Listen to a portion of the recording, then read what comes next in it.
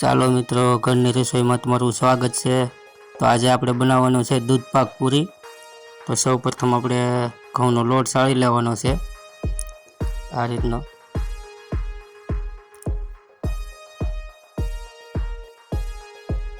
પછી આ રીતનો મિક્સ કરી લેવાનો છે હાથ વડે। એમાં થોડું થોડું પાણી રેડી અને લોટને બાંધી લેવાનો છે આપણે આ રીતનો। ધીમે ધીમે આપણો લોટ બંધાઈ ગયો છે। હવે તો આ રીતનો બાંધી લેવાનો।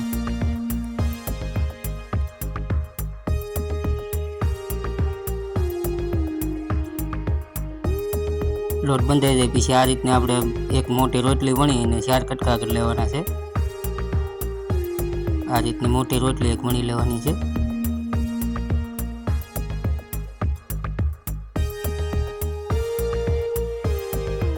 રોટલી વણીને પછી આ રીતના 4 કટકા કરી લેવાના છે આપણે। જો આ રીતની તમારે બહુ મહેનત ના થાય રોટલી પૂરી બનાવવામાં।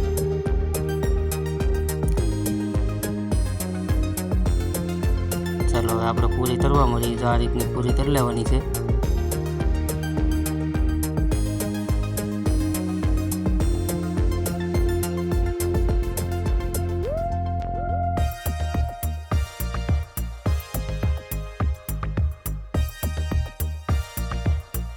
જોઈ લો કેવી ફૂલીને તળા જેવી કે જો આવી પૂરી થાય। તમે ગોળ પૂરી બનાવો તો એ રીતની ન થાય। જો આ રીતની આપણે બધી પૂરી તરી લેવાની છે।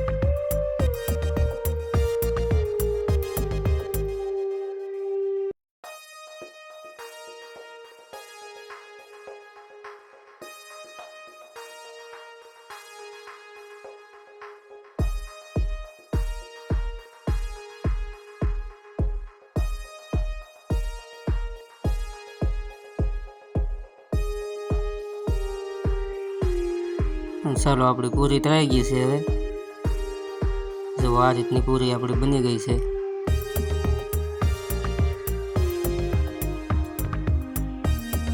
એવો દૂધ પાક બનાવવા માટે આપણે થોડાક ચોખા લઈ લઈશું। તો આ રીતના ચોખા લેવાના છે આપણે।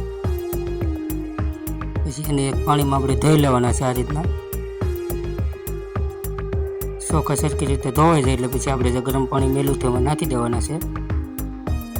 પછી આપણે જે દૂધ પાકમાં નાખવાનું છે એ ડ્રાયફ્રૂટ કાપી લઈશું।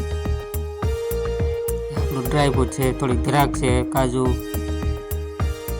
બદામ આ રીતના ઝીણા ટુકડામાં કાપી લેવાનું છે આપણે।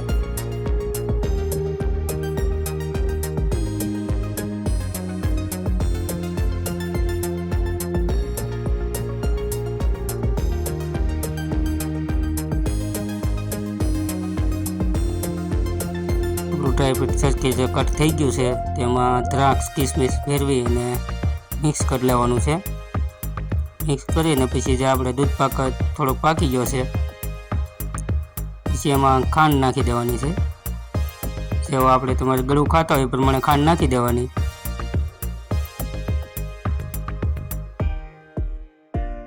પછી તેમાં આપણે દૂધ રેડવા માટે ડેરીનું દૂધ લઈ લેવાનું છે ફૂલ ફેટનું।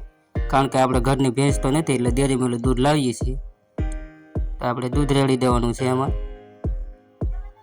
સૌપ્રથમ ખાંડ નાખી દેવાની છે। ખાંડ સરખી રીતે મિક્સ થઈ જાય પછી તેમાં આપણે દૂધ રેડી દેવાનું છે. જો આ રીતનું.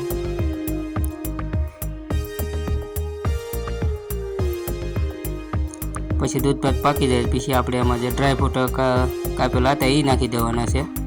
તો તૈયાર છે આપણો મસ્ત મજાનો દૂધ પાક. વિડીયો ગમે તો લાઈક કરીને શેર કરી દેજો મિત્રો, અને ચેનલમાં નવા હોય તો સબસ્ક્રાઈબ કરી લેજો, અને એક મસ્ત મજાની કોમેન્ટ કરી લેજો. સાથે પાંદડીનું શાક પણ છે. તો ચાલો જમવા.